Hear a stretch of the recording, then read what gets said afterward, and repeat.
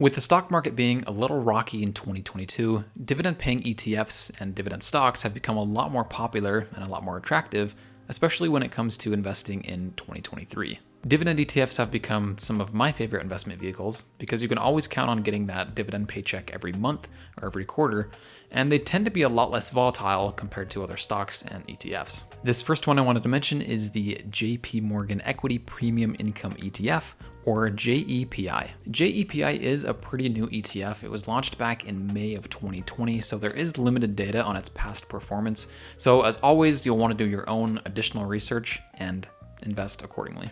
And JEPI is a monthly dividend ETF, which makes it attractive since dividends are normally paid out every quarter. So if you do own this fund, it is nice getting those dividend payments a lot more frequently. And its current dividend yield right now is at 14%, which is also really high since dividend ETFs typically pay a dividend yield between 3 and 5%.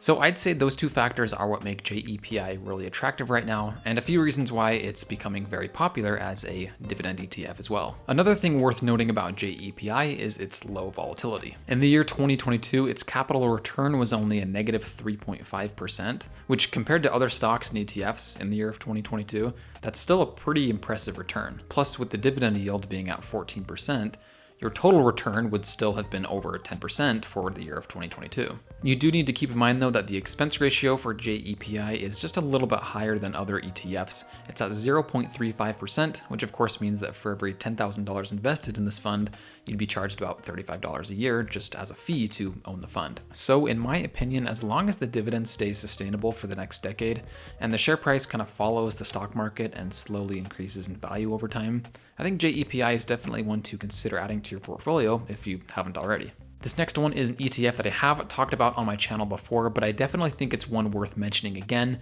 It's SCHD, or the Schwab US Dividend Equity ETF. One reason why I like SCHD so much is it's the perfect blend between consistent growth year over year and a consistent dividend every quarter.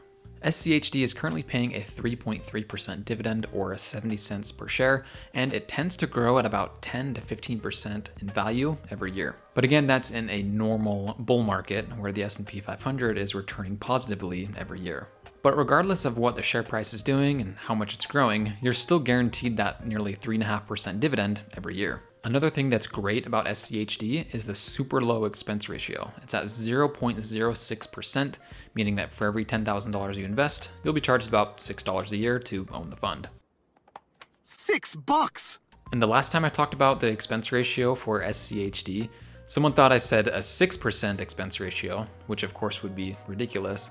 So again, it's a 0.06% expense ratio. Number 3 is the Amplify CWP Enhanced Dividend Income ETF, or DIVO. DIVO is very similar to JEPI. They're both monthly dividend paying ETFs, and they both haven't been listed on the stock market for more than just a few years. DIVO was launched in late 2016, but since its inception, it's been paying consistent dividends every single month.